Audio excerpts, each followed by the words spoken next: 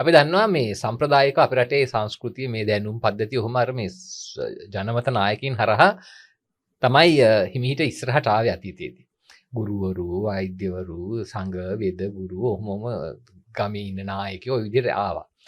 ඒක කොහොමම ඇවිල්ලා අද වෙනකොට මේ තත්ත්වය වෙනස් වෙලා තියෙනවා.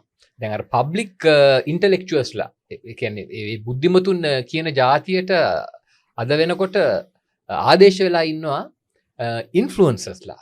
Facebook වෙන්න පුළුවන්, YouTube වෙන්න පුළුවන්. දැන් අර පබ්ලික් ඉන්ටෙලෙක්චුවල්ස්ලා කියන ඒවා නෙමෙයි අහන්නේ, මේ ඉන්ෆ්ලුවෙන්සර්ස්ලා කියන ඒවා තමයි ගොඩක් වෙලාට මිනිස්සු පිළිගන්නේ. ඒකොල්ලොන් මත තමයි ගොඩක් වෙලාට යැපෙන්නේ. ඒකොල්ලොන් මත තමයි ගොඩක් වෙලාට තොරතුරු ගන්නෙ. හැබැයි ඒකොල්ලන් ආයතනගතවත් සමාජයේ එහෙම නේ තනි පුද්ගල තනි මිනිස්සු විදිහට ඒගොල්ලන්ගේ අදහස් තමයි ඒගොල්ලන් ගොඩක් වෙලාවට කියන්නේ. ඉතින් මේ පබ්ලික් ඩිස්කෝස් එක එහෙම වෙනස් වීම එහෙම නැත්නම් ඒක අවසාන වීම මේ විදිහට මේක වෙනස් වීම අපේ රටේ සමාජය ඇතුලේ කොයි විදිහට බලපෑමක් එල්ල කරපු කාරණාවක් බවට දැන්පත් වෙලා තියෙනවද අනාගතේ මොන වගේ දෙයක් වෙයිද කියන එක පොඩ්ඩක් කතා කරමු කියලා හිතුවා අද දවසේ දීප්ති. ඔව් ඒ කියන්නේ මෙහෙම පබ්ලික් ඉන්ටෙලෙක්චුවල් කියන අයිඩියා එක ලංකාවේ ආවේ දැන් වෙන රටවල නම් සිවිල් සමාජය. එතකොට මෙහෙමයි මේකේ මූල ගත්තොත් එහෙම සීතල යුද්ධය කියලා එකක් තිබුණා. එක කාලයක සීතල යුද්ධය තියෙන කාලේ සාමාන්‍යයෙන් නැගෙනහිර යුරෝපේ රටවල් වල මේ බලපෑම් කණ්ඩායම් සහ එහෙම යම් දේවල් කතා කරන බුද්ධිමතු සොල්සරෙන්සින් එහෙම දේවල් හැදුනා. ඕක විකාශනය වෙලා ගිහිල්ලා මම හිතන්නේ දැන් වෙනකොට පක්ෂ ක්‍රමයේ දුර්වල වීමත් එක්ක ධනවාදය නැගීම එතකොට අර පොදු ප්‍රශ්න ගැන කතා කරන පුද්ගලයන්ට තමයි ඔය අපි කියන්නේ මේ පබ්ලික් ඉන්ටෙලෙක්චුවල් එක බුද්ධිජීවීන් කියලා. හරිනේ. එතකොට ඒක මං හිතන්නේ දැන් අපේ රටේ වැඩියම්ම ඒ වගේ පබ්ලික් ඉන්ටෙලෙක්චුවල් කියන ඩිස්කෝස් එක ඇත්තටම වැඩිපුරම හැදුනේ මම හිතන්නේ එක්සත් ජාතික පක්ෂයේ අවුරුදු 17ක වගේ පාලනය අන්තිම කාලය වෙනකොට චන්ද්‍රිකා බණ්ඩාරනායකගේ ආණ්ඩුවට ඉස්සෙල්ලා ඔය ඒ කාලේ චාල්ස් අබේසේකර උයන්කොට එහෙම මේ කවුද ගොඩක් ඒ වගේ මම හිතන්නේ විශාල පිරිසක් ඔය SSA එක එතකොට ICS ඔය වගේ සංවිධාන ගොඩක් තිබුණා. ඒ වගේම ඒවට එහෙම නායකයෝ හිටියා. ඊට පස්සේ ඊට අමතරව සිවිල් අවකාශයේ මම හිතන්නේ රාව්‍ය යුක්තිය ඒවට ලියන බුද්ධිමතුන් හිටියා ගොඩක් අය. ඉතින් ඒගොල්ලා ඇත්තට සීරියස් ඒගොල්ලා ඒ වැඩේ කරා ඒ කාලේ. හැබැයි දැන් එහෙමම ඇවිල්ලා අර මීඩියම් මිස් මේ මෙසේජ් කියන වගේ දැන් වෙනකොට ඒ කියන්නේ දැන් මේ මෙසේජ් එක එහෙම නැත්නම් දැන් උදාහරණයකට කෙනෙක් තමන්ගේ පණිවිඩය ගෙනියන එක වෙනදා තව කෙනෙක් මත රඳාපවතින්න උනා. දැන් උදාහරණයකට අපි හිතමු කවුරු හරි කෙනෙක් රාව්‍ය පත්තරේ ලියනවා කියලා කියන්නේ ලිපියක් ගිහිල්ලා බාර දෙන්න ඕනේ. ඒ කියන්නේ ඒක ගිහිල්ලා බාර දීලා ඒක එඩිට් වෙලා ඔමම යනවා. හැබැයි අද එහෙම නෙවෙයි. අද Tamanට කිවිසුමක් ගියා නම් ඒක ගැන මොන හරි කතා කරලා උදේ පොඩි කැමරාවක් ඔන් කරගෙන ඉවරලා මේ මම හිතන්නේ මූණ හොදන්න පුළුවන් මේ කැමරාවක් ඉස්සර. දැන් ඒ කියන්නේ එච්චරට මේවා අවේලබල් නේ. ඒ කියන්නේ සියලුම මල්ටිමීඩියා කියන එක බවට පත් වෙලා තියෙනවා කොමියුනිකේෂන්. කොමියුනිකේෂන් කොහෙ ගිහිල්ලාද මන් දන්නේ නැහැ. පණිවිඩත් නැහැ මුකුත් නැහැ. ඉතින් ඒක අලුත් ආකෘතියක් ඉතින්. ඒ කියන්නේ එතකොට වෙන්නේ මේ විශේෂයෙන් සෝෂල් මීඩියා ආකෘතියේ තියෙන විශේෂත්වය තමයි සහභාගීත්වය. ඒකේ පාටිසිපේෂන් කියන එක තමයි ඒකේ ඩොමිනන්ට්. ඉතින් ඒක නිසා ඒකේ වෙලා තියෙන දේ තමයි අර පණිවිඩයට වඩා වැදගත් වෙන්නේ තමන්ව කොහොමද ප්‍රකාශමාන වෙන්නේ කියන එක. ඉතින් ඒක මම හිතන්නේ මේ යුගයේ තියෙන විශේෂ ලක්ෂණයක්. දැන් වෝල්ටර් බෙන්ජමින් කියන දාර්ශනිකයෙක් හිටිය ජර්මන් දාර්ශනිකයෙක් ඔහු ඊටාම වැදගත් දෙයක් කිව්වා. ඔහු කිව්වේ මේ තාක්ෂණය දියුණු වෙනකොට මිනිසුන්ගේ රූපහායිනේ ගුවන් විදුලි ඔය වගේ දේවල් සිනමාව ඔයද ඔක්කොම බලලා ඇඳන් කිව්වා ධනවාදයේ එක්තරා විදිහකට අලුත් යාන්ත්‍රණයක් හොයාගෙන තියෙනවා. මොකට පැරණි සමාජවාදය පිළිබඳ පැරණි සටන් අරව මේ ඔක්කොම යට තිබුණේ දේපල අයිති වෙනස් කිරීමන්නේ. ඒ කියන්නේ කෙනෙකුට කොහොමද මේ දේපල එක කට්ටියකට එක පන්තියකට අයිති දැන් මේක තව පන්ති වලට කොහොමද ගන්නෙ අර මේ කියලා. ඒතර බෙන්ජමින් කිව්ව දෙයක් තමයි එක්තරා මොහොතකට පස්සේ විශේෂයෙන් එයා ෆැසිස්ට්වාදය ගැන තමයි කිව්වේ. ඒ කියන්නේ ධනවාදයේ මෙම තිබෙන සර්වාධිකාරී ස්වරූපයේ විසින් මිනිසාගේ කියන්නේ පුද්ගලික දේපල අයිතිය වෙනස් නොකර මිනිසුන්ට ප්‍රකාශ වෙන්න ඉඩ දෙනවා. ඒ කියන්නේ තමන්ගේ අර තියෙන මෙටීරියල් මේ පැවැත්ම එහෙමම තියෙද්දි එයාට පුළුවන් තරම් ඔයාට ඕන දෙයක් කියන්න ඉඩ දෙනවා කියන එක. හැබැයි ඒක බෙන්ජමින් ජීවතුන් අතර හිටියේ නැතුණාට ඔහු කියන දේ සම්පූර්ණ සත්‍යයක් වෙලා තියෙනවා සෝෂල් මීඩියා. සෝෂල් මීඩියා වල වෙන්නේ අපිට පේනවා සියලු දෙනා තමන්ව ප්‍රකාශමාන කරනවා. ඒකෙන් ඒගොල්ලෝ සතුටු වෙනවා. ඒකෙන් වෙලා තියෙන දේ තමයි අර public intellectual dedicated public intellectual කියන කෙනා යම්කිසි පරිත්‍යාගයක් කළා පොත්පත් කියවලා මූලාශ්‍ර අරගෙන ඩේටා පෙන්නලා තොරතුරු පෙන්නලා ඒ කතා කරන එක තියෙන්නේ. ඒක ඉවරයි. ඒ වගේ ආර්ථික විමසුම හරවම ඒ වගේ ඒවා නෙවෙයි. දැන් ඉන්නවා දැන් අපිට වෙලා තියෙන්නේ විශ්වවිද්‍යාල මහාචාර්යවරු චනුක්ස් ප්‍රෝයි අතර වෙනසක් නැහැ. ඒ කියන්නේ චනුක්ස් ප්‍රෝ ඇවිල්ලා දැන් කියනවා මොනවා හරි Apple phone අරව මේවා ගැන මේගොල්ලොත් ඇවිල්ලා එක එක ආණ්ඩුව ගැන කියනවා එක එක ඒවා. දැන් එක එක කෙනාට දැන් අපිට දැන් මේ සුමානේ මේ ආණ්ඩුව හොඳයි කියනවා සමහර. ඊළඟ සුමානේ වෙනකොට ඊළඟ යාට අප්සෙට්ලු. ඊළඟ සුමානේ ආයි හොඳයිලු. ඉතින් ඒ වගේ අර අපි එකට කියන්නේ ඇත්තටම කියනවා නම් මේ ඒකට අපිට කියන්න පුළුවන් පැතොලොජිකල් නාසිසම්. ඒ කියන්නේ රෝග ලක්ෂණ මේ දැන් ඉන්න ඔය ඊනියා ඉන්ෆ්ලුවන්සර්ස්ලා බවට පත්වෙච්ච මහාචාර්යවරු ආචාර්යවරු විශ්වවිද්‍යාල ගුරුවරු කියලා කියන්නේ රෝග ලක්ෂණයක් තරමට පුද්ගලවාදය කියන එකට බැඳිලා ඉන්නේ. ඒ කියන්නේ අර කුෂ්ඨ රෝග හැදෙන්නේ. දැන් අපි දන්නවා කුෂ්ඨයක් කොහේ හරි හැදුනම ඇඟයි කුෂ්ඨය වෙන් කරගන්න පුළුවන් අපිට. මෙතන කුෂ්ඨය කියලා. හැබැයි මේ මුළු කුෂ්ඨෙම ඇඟ වෙලා ගත්තොත් අපිට කියන්න වෙනවා මුළු එයා දැන් කුෂ්ඨයක්. අන්න ඒ වගේ මේගොල්ලන්ගේ අර එන්ජොයිමන්ට් එක තමයි වැදගත් වෙලා තියෙන්නේ. ඒ කියන්නේ මේගොල්ලෝ හැමදාම කතා කරනවා මොනවා හරි කියනවා. අද කියන එක නෙවෙයි හෙට කියන්නේ, හෙට කියන එක නෙවෙයි අනිද්දාට කියන්නේ. ඉතින් ඒ නිසා මම කියන්නේ විපුල මම හිතන්නේ ඉතුරු පැත්ත කතා කරයි. ඒ පබ්ලික් ඉන්ටෙලෙක්චුවල් කියන කෙනාගේ භූමිකාව අද රංග දක්වන්නේ සෝෂල් මීඩියා වල ඉන්න ඇත්තටම කියනවා විශ්වවිද්‍යාල මහාචාර්යවරු නෙවෙයි මේගොල්ලන්ට අපි කියනවා අපතයෝ. මොකද මේගොල්ලන්ගේ ඩයලොග් එක ඇනාකිස්ට්. ඒ කියන්නේ ඒකේ අරාජකවාදය කියලා කියන අරාජකවාදයේ මූලික මූලධර්මය තමයි අර ඒක නම් කියන්නේ සාමාන්‍ය කියන්නේ රාජ්‍යයක් නැතිවීම කියන එක. ඇත්තටම අපිට කියන්න ඕනේ දේ තමයි ඕඩර්ලස්. ඒ කියන්නේ කිසිදු පර්යායක් නැති සමාජ ක්‍රමයක් තමයි දැන් තියෙන්නේ.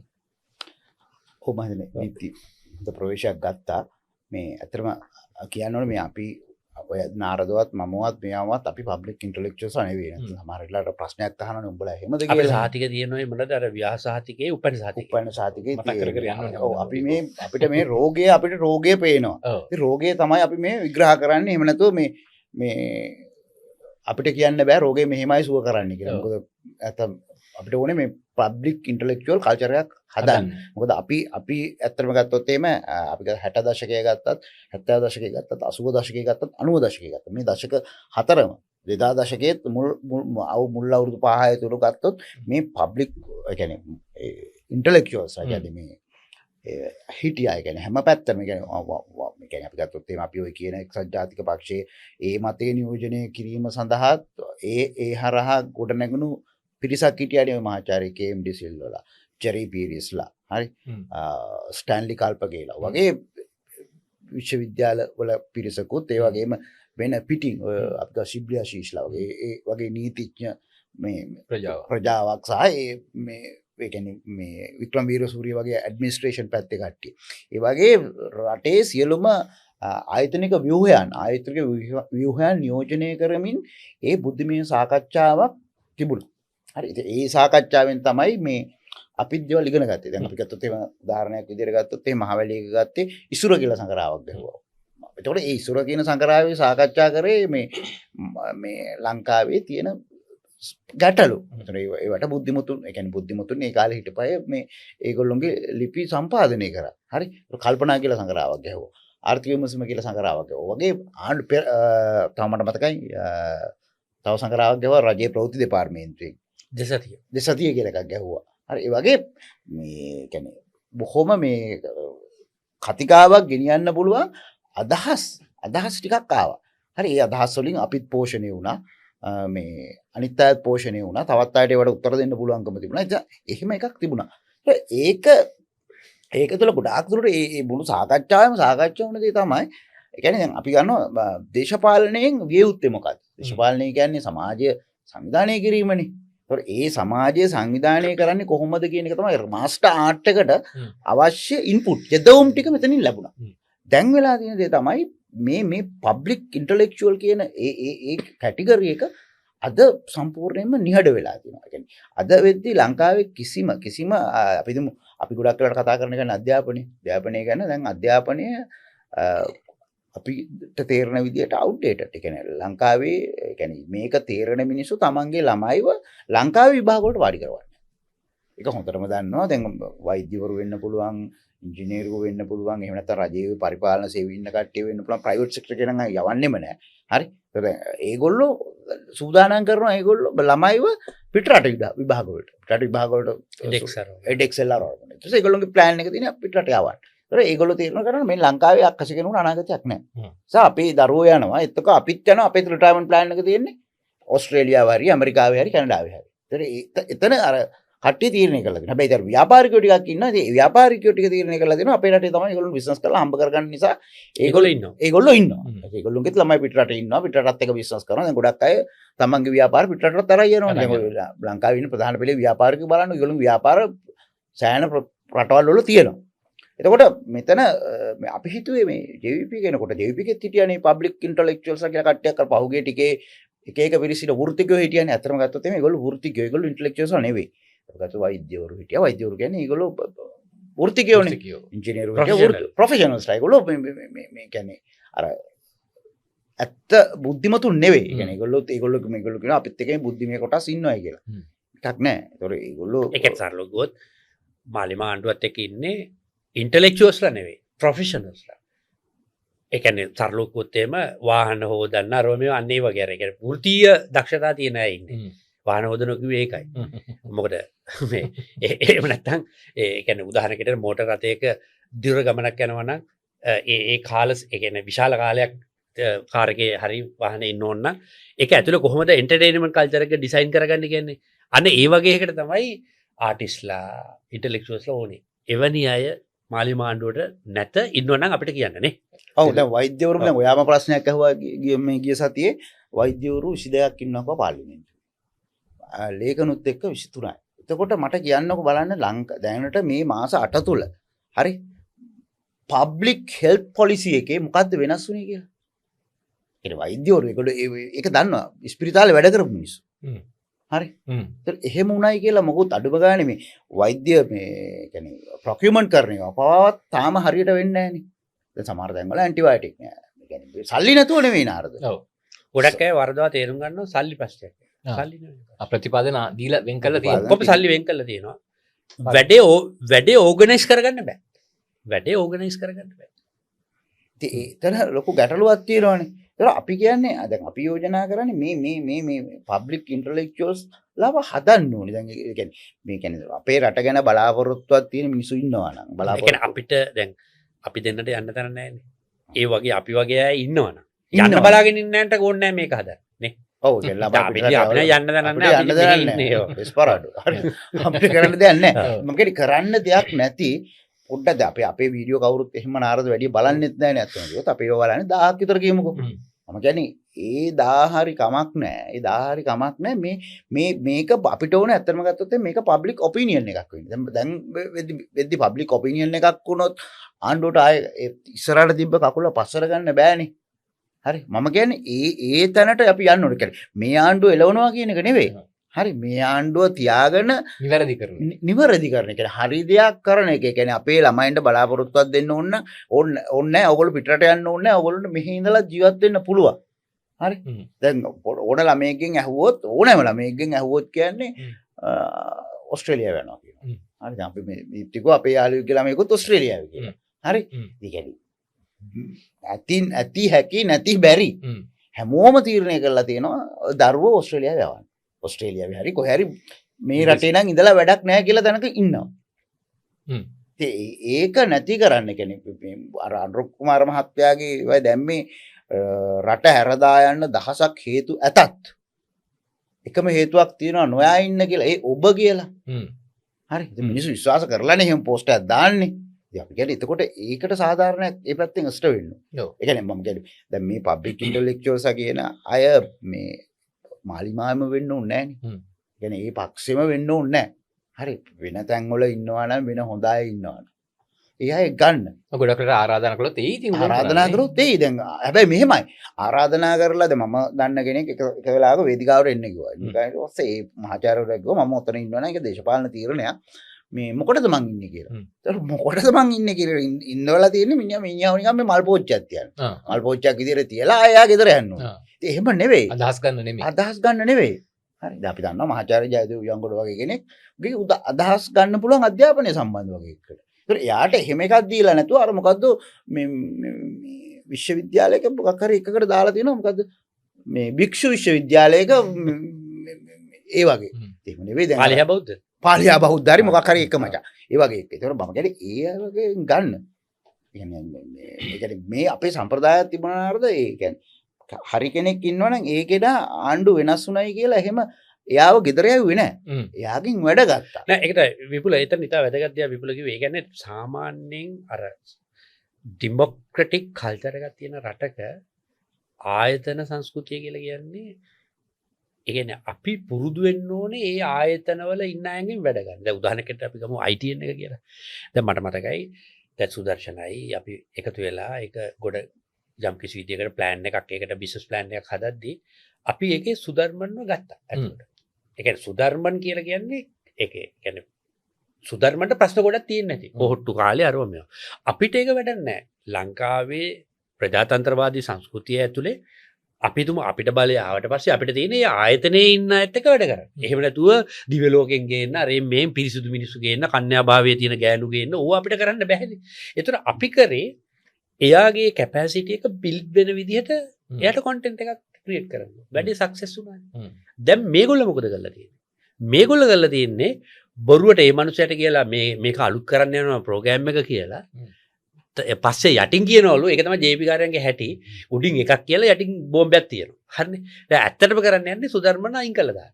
ඒතර අයින් කරාම වෙන්නේ ඕකේ ඒ කියන්නේ ඒකේ සිග්නේචර් මේ සිම්බල් එකනේ මේ එයා අපි කැමතිද නැද්ද කියන එක නෙමෙයි මේ පොහොට්ටු දාරුවා මේව නෙමෙයි. ඒතර වෙන්නේ බලන මිනිස්සුත් බලන්නේ නැතිලා යනවා IT. නෑ මං අභියෝගයක් කරලා පුළුවන් නම් දැන් අපි සුධර්මන් එක්ක මමත් වැඩසටහන කරලා තියෙනවා. සුධර්මන්ගේ ධාරිතාවේ තියෙන කෙනෙක් ගන්නකො බලන්න පුළුවන්ද කියලා එළිය. ගන්න අමාරුයි. මොකද එයා අවුරුදු ගාණක් ඉඳලා ඒක පුහුණු වෙලා තියෙනවා. හරි අපි සුදර්ශනට අකමැති වෙන්න පුළුවන්. මේ සුධර්මන්ට. හැබැයි සුධර්මන්ට වැඩේ කරන්න පුළුවන්. හරි ඒතකොට එයාව අයින් කරලා වෙන කෙනෙක් දාලා ඒක කරන්න බෑ. ඒතකොට ඒක නෙවෙයි. හරි දැන් චන්ද්‍රිකා ආපු ගමන්ම මම උදාහරණයක් චන්ද්‍රිකා ආපු ගමන්ම ජාතික අධ්‍යාපන කොමිසමේ හිටියේ මහාචාර්ය ලක්ෂ්මන් ජයතිලක. ලක්ෂ්මන් ජයතිලක ඔයා අයින් කරේ නෑනේ. ලක්ෂ්මන් ජයතිලක තිබ්බා. ලක්ෂ්මන් ජයතිලකට අවශ්‍ය කාලේ අයින් වෙලා ගියා. ඒ වගේම විපුල වට මතක ඇති චන්ද්‍රිකා ඇවිල්ලා PBව තියාගත්තා. ඒතර PBට ගහන්න මහින්ද මහත්තයා එළෙව්වා ඒ කාලේ. මට මතකයි කැබිනට් එකේ මොනවද වෙලා කැබිනට් මීටින් මොකක් හරි ඒවා මේ සන්ඩේ ටයිම්ස් එකේ ගියා. එළෙව්වා. ගහන්න එළවනකො එළෙව්. අතර මහින්ද මහත්තයාගේ ප්‍රධානම චරිතය උනේ කවුද? මුදල් අමාත්‍යාංශ ලේකම්ුනේ. PB. ඒ කියන්නේ ඩෙමොක්‍රසි විසින් අපිට තේරුම් කරනවා ඉන්න කෙනාව රිෆෝම් කරගෙන. ඔය රිෆෝම් කියන එක හරි වැදගත්.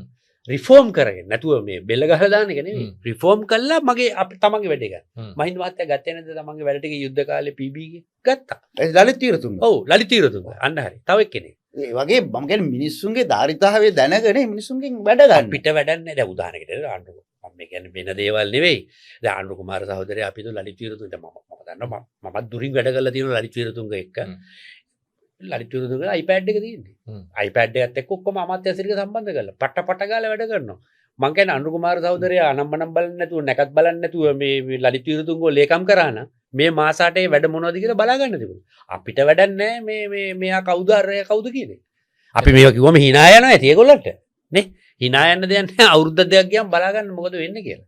ඔව්. තව පොඩි කාරණයක් කියන්න තියෙනවා නාරද දැන් අපි දැන් මේ ලංකාව ගැන ගත්තේ නමුත් ඉන්දියාවේ තාම මේ පබ්ලික් ඉන්ටලෙක්චුවල් ඩිස්කෝස් එක තියෙනවා.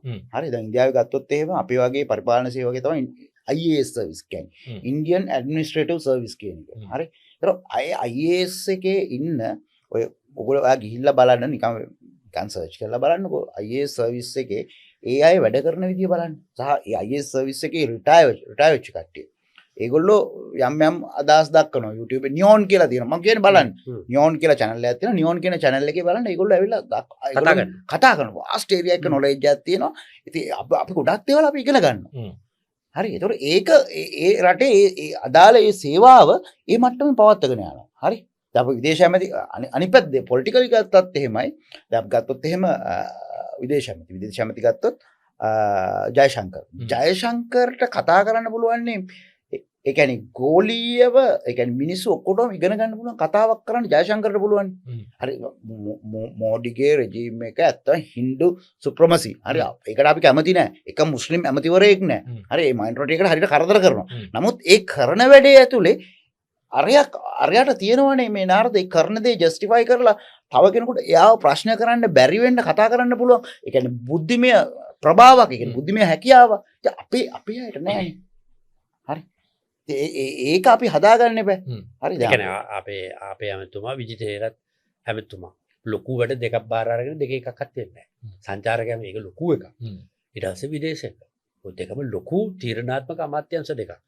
අන්න දොඩංගොඩ බදාගෙන නැහැ. දැන් මේ අවුරුද්දගේ ඔය 3 මිලියන් ගේනවකෝ 3 මිලියන් එන්නේ 2.6 විතර වෙනකොට ඉවරයි. ඒ තමයි වැඩ. ප්‍රතිඵල දැන් බලන්නකෝ. දැන් මේ අවුරුද්දක වෙනකොට බලන්න මං කියන එක හරිද කියලා. හරි.